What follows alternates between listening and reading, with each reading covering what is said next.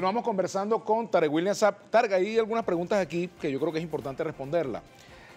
¿Hay o no hay violación al debido proceso, a los derechos humanos, cuando hay civiles juzgados por tribunales militares? Por ejemplo, un dirigente sindical como Rubén González, detenido por un tribunal militar.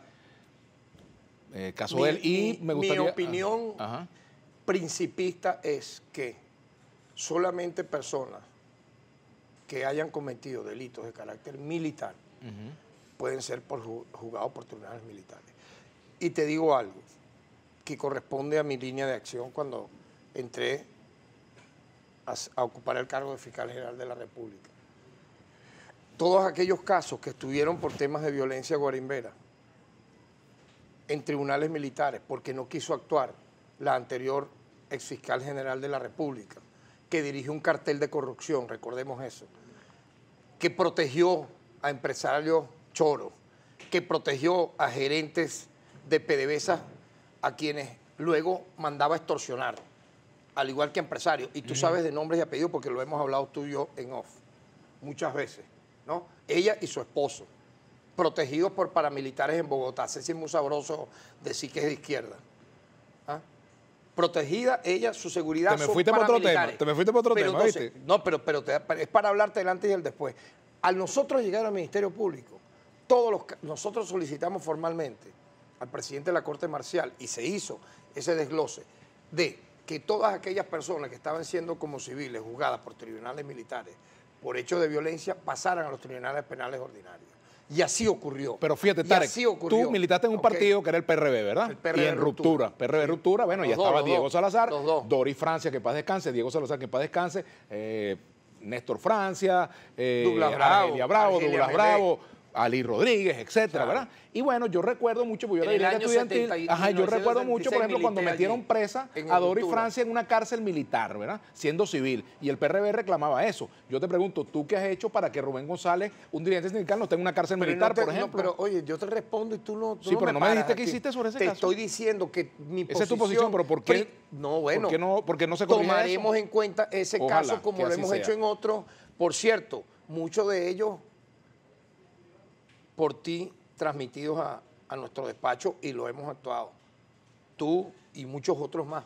Es decir, denuncias formales sobre temas vinculados a derechos humanos y sabes bien que hemos respondido como debe ser. Sí. No por uno u otro, sino lo que tenga que ver con justicia. A lo mejor no te va a gustar lo que te voy a decir, pero si la Defensoría del Pueblo estuviera haciendo su trabajo, yo no tendría que estar en eso llamando para esto, porque no es mi trabajo. Perdóname, pero yo lo hago con gusto. Pero perdón, tú no lo haces como defensor del pueblo, no, perdóname. No, yo lo hago como ciudadano porque tengo un compromiso con los derechos humanos. Yo soy firmante de la Constitución y además porque soy un perseguido político. Cuando era defensor del pueblo igualmente tú me mandabas esos casos. Así es, no, pero cuando era gobernador de Anzoátegui también. Pero perdón, eso no tiene que ver, solo te comunico que como tú, como ciudadano, mira, a nosotros nos llegan denuncias por cuáles vías. Una, déjame decirte, vía WhatsApp, vía WeChat, vía de correo electrónico, denunciantes que van a las fiscalías superiores, denunciantes que van por escrito a colocarlas de oficio en cualquiera de nuestras múltiples sedes. Y también, bueno, aquí, pues como ahora tú lo estás diciendo, es decir, todo es válido, lo importante es actuar y resolver. Por ejemplo, caso de Luis Carlos Díaz, por ejemplo, fíjate, Luis Carlos Díaz me llamó Marco Ruiz, me escribió mi amiga Gladys Gutiérrez, mi amigo Gladys Rodríguez. Gladys Rodríguez, perdón. Me escribió el presidente del Sindicato Nacional de Trabajadores de la Prensa, Marco Ruiz, y nosotros actuamos como Ministerio Público y él logró su libertad el segundo día. Fue previamente detenido por el SEBIN y liberado el día posterior. Entonces, ya es un tema que se resolvió en su momento, como otros casos. Ajá, ¿por qué esas medidas cautelares? ¿Hay algo contra él en concreto? ¿Algunas pruebas que lo comprometan para que le dicten medidas cautelares? Hay una evidencia de una serie de vamos a decirlo así, de noticias que él iba colocando en redes, etcétera. Pero lo importante es que nosotros logramos como Ministerio Público y solicitamos ante el Tribunal de la Causa, ¿verdad?, su liberación, y así fue acordada en los términos que ya tú conoces. Ajá, pues sobre esos casos, bueno, hay mucha tela que cortar. El caso de Giovanni Zambrano, trabajador de Corpoelec, que también ha sido detenido. Ya lo hemos hablado. Y bueno, sería importante que se sepa primero sus condiciones de detención, etcétera, etcétera, porque bueno, hay preocupación al respecto. Ahora, fíjate, está pendiente la visita de Michelle Bachelet, quien es la alta comisionada de Naciones Unidas para los Derechos Humanos. A mí me parece que es una iniciativa muy positiva de la alta comisionada venir a Venezuela para tomar nota de las situaciones que se viven en ese campo.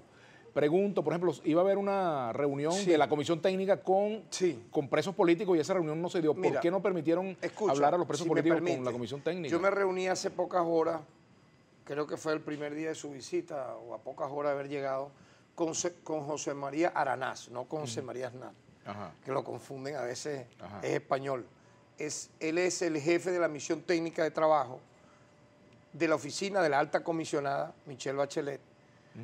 Recabó una muy cortés y cordial reunión, duró aproximadamente unas 2 horas, donde le aportamos datos importantes de los casos donde agentes del Estado han cometido violaciones a derechos humanos, pero también manifestantes que en aquella época, estando armados y encapuchados, llegaron a matar no solamente a civiles, sino a guardias nacionales y a policías. Nosotros tenemos un sistema computarizado que tiene al día los niveles de imputaciones, acusaciones e incluso condenas sobre estos casos. Te pongo uno muy rápido, el que ocurrió en la base aérea de La Carlota.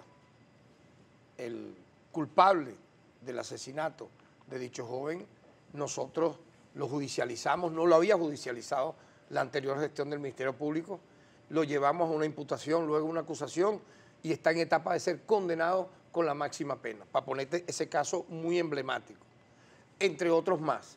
Pero también recordemos el caso de Orlando Figuera, él también es un ciudadano.